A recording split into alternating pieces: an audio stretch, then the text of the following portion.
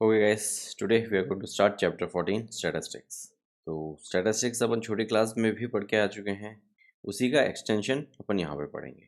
तो सबसे पहले स्टार्ट करते हैं एक्सरसाइज 14.1 से। तो फर्स्ट क्वेश्चन देखिए, give 5 examples of data that you can collect from your day to day life. तो इस तरह के बहुत से एग्जांपल्स हो सकते हैं, तो इसका कोई स्पेसिफिक आंसर नहीं है, हर एक अपना अपना इंडिविजुअल आंसर कर सकता है। यहाँ पे अगर आप ऊपर देखेंगे तो यहाँ से भी आप चाहिए तो कुछ एग्जांपल्स पिक कर सकते हैं। जैसे फर्स्ट देखिए, height of 20 students of your class. आप अपने क्लास के स्टूडेंट्स की हाइट का डेटा बना लीजिए। Number of absentees in each day in your class for a month. पूरे मंथ का आप डेटा कैलकुलेट कीजिए, कौन कौन कब कब एबसेंट था। Third, number of members in your family of your classmates. तो हर एक क्लासमेट की फैमिली में कितने मेंबर्स हैं, like this there can be an number of examples. तो फर्स्ट क्वेश्चन आप इस तरह से कंप्लीट कर सकते हैं। सेकंड क्वेश्चन में आपसे बोला है classify the data in question 1 above as primary और सेकेंडरी डेटा। तो प्राइमरी एंड सेकेंडरी डेटा का कंसेप्ट मैं आपको बता देता हूँ। प्राइमरी डेटा होता है when the information was collected by the investigator herself और himself with a definite objective in her and his mind. The data obtain is called primary data. तो यहाँ पे देखेंगे आप, फर्स्ट वाला जो एग्जांपल है वो प्राइमरी डेटा का एग्जांपल है। Height of 20 students of your class. तो आपने हर एक स्टूडेंट से उनकी हाइट ली और उसको एक पेपर पे या कहीं पे नोट किया और इस तरह से डेटा क्रिएट किया, then it's a primary data. Second वाला आप एग्जाम्पल देखेंगे, it is a secondary data.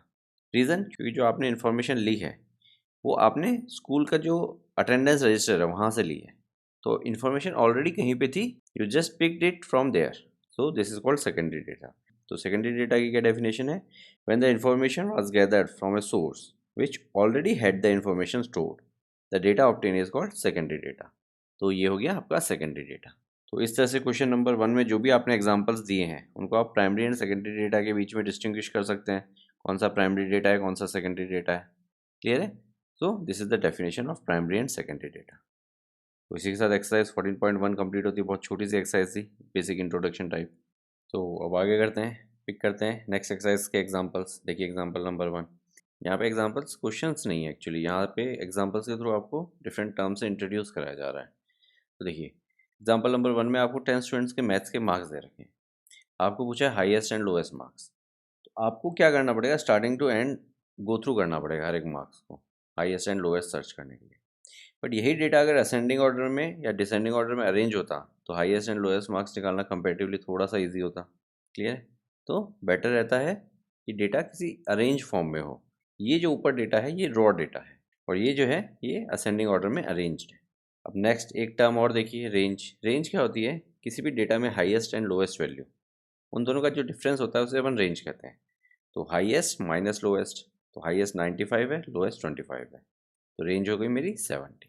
अब ये छोटे डेटा में तो अरेंज करना बड़ा इजी है, क्योंकि 10 स्टूडेंट्स का डेटा था तो अपन ने अरेंज कर लिया असेंडिंग या डिसेंडिंग ऑर्डर में। बट डेटा अगर बड़ा है तो चीज़ें थोड़ी सी डिफिकल्ट हो जाती हैं इस तरह से।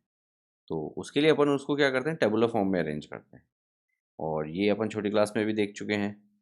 तो यहाँ पे एग्जांपल नंबर 2 में देखिए कुछ डेटा दिया हुआ है आपको। 30 स्टूडेंट्स का डेटा है इस बार, और मार्क्स कितने में से हैं, 100 में से हैं। तो यहाँ पे देखेंगे कि डेटा रिपीट हो रहा है, क्योंकि 70 मार्क्स जैसे सपोज कीजिए एग्जांपल लिया हुआ है।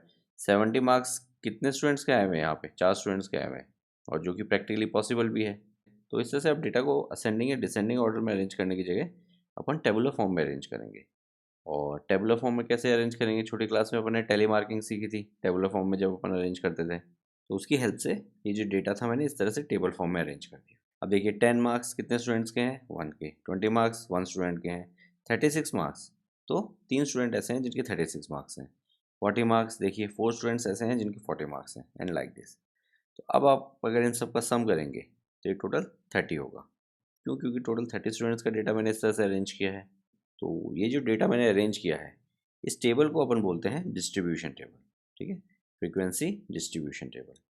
तो कंप्लीट नाम जो इसका है अनग्रुप फ्रीक्वेंसी डिस्ट्रीब्यूशन टेबल है। But generally ungroup by default उसकी प्रॉपर्टी है, अगर कुछ भी आप नहीं बोल रहे तो आपका क्या माना जाएगा, वो अनग्रुप्ड ही है। तो generally just frequency distribution table भी बोल दिया जाता है उसको। और ग्रुप्ड अनग्रुप्ड डेटा क्या होता है, दोनों में क्या डिफरेंस है, वो अपन आगे पढ़ेंगे। तो ये जो डेटा है ये है अनग्रुप फ्रीक्वेंसी डिस्ट्रीब्यूशन टेबल। अब एग्जांपल नंबर 3 देखिए, 100 plants each were planted in 100 schools during one महोत्सव। तो हर एक स्कूल में 100 प्लांट्स प्लांट किए गए। और after 1 month the number of plant that survived were recorded. तो जितने आप प्लांट करते हैं ज़रूरी नहीं कि सारे सर्वाइव करें। तो आफ्टर 1 मंथ क्या रिकॉर्ड किया गया कि आपने 100 प्लांट्स प्लांट किए थे, तो उनमें से अब कितने सर्वाइव कर रहे हैं वो नोट किया गया। सभी 100 स्कूल से डेटा कलेक्ट किया गया। तो ये वो डेटा है। अब इस डेटा को देखिए, मैं अरेंज करूँगा अगेन टेबुलर फॉर्म में।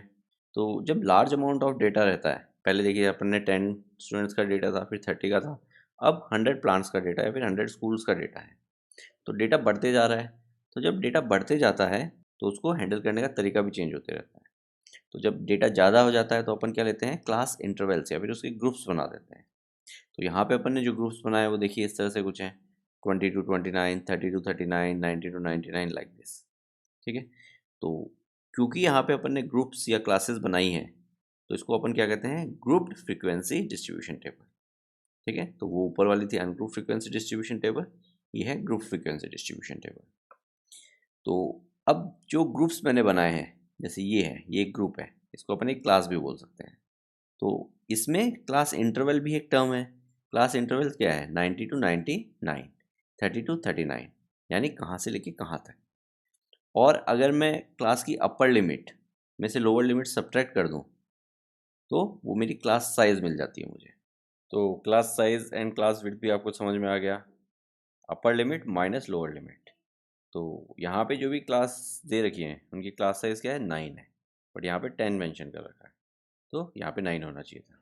अब लोअर लिमिट अपर लिमिट क्या होती है, उस क्लास के अंदर जो लोअर वैल्यू होती है वो तो लोअर लिमिट होती है, और जो अपर वैल्यू होती है उसको अपर लिमिट बोलते हैं अपन। तो upper limit minus lower limit is my class size और क्लास विड्थ।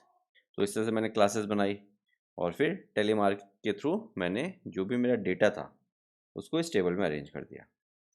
यानी 20 to 29 इतने प्लांट्स सर्वाइव करे हैं, कितने स्कूल में, 3 स्कूल्स में। 30 to 39 प्लांट्स सर्वाइव करे हैं कितने स्कूल्स में, 14 स्कूल्स में। तो इस तरह से मैंने डेटा को इस टेबल में कन्वर्ट कर लिया, और ये पूरा 100 स्कूल्स का डेटा है। आप इनका सम कीजिए, आपको 100 मिलेगा। तो इसको कहते हैं अपन ग्रुप फ्रीक्वेंसी डिस्ट्रीब्यूशन टेबल। अब देखिए एग्जांपल नंबर 4, यहाँ पे आपको 38 स्टूडेंट्स का वेट दे रखा है। तो यहाँ पे टेबल में आप डेटा देख सकते हैं।